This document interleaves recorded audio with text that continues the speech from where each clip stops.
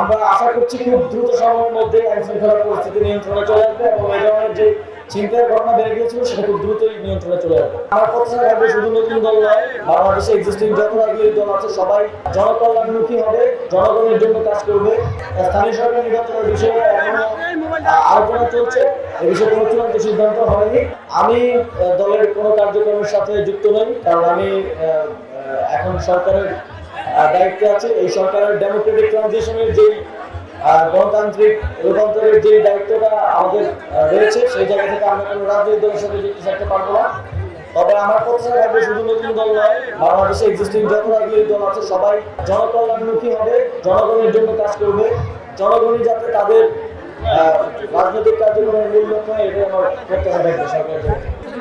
সরকার অনেক উদ্যোগ নিয়েছে, বিশেষ করে মেট্রোপলিটন সিটিগুলোতে ছিনতাইয়ের সংখ্যাটা খুব বেড়ে গিয়েছিল। সরকার টহল জোরদার করেছে। এখন আপনারা দেখবেন ঢাকার প্রতিটি মোড়ে বিভিন্ন বাহিনীর টহল রয়েছে এবং বাহিনীগুলো অ্যাক্টিভ অবস্থায় আছে। আমরা আশা করছি খুব দ্রুত সময়ের মধ্যে আইন শৃঙ্খলা পরিস্থিতি নিয়ন্ত্রণে চলে আসবে এবং এই ধরনের যে চিন্তার ঘটনা বেড়ে গিয়েছিল সেটা খুব দ্রুতই নিয়ন্ত্রণে চলে আসবে। স্থানীয় সরকার নির্বাচনের বিষয়ে এখনো আলোচনা চলছে, এ বিষয়ে কোনো চূড়ান্ত সিদ্ধান্ত হয়নি। এ বিষয়ে একটি সিদ্ধান্ত হয়তো দ্রুত জানাতে হবে।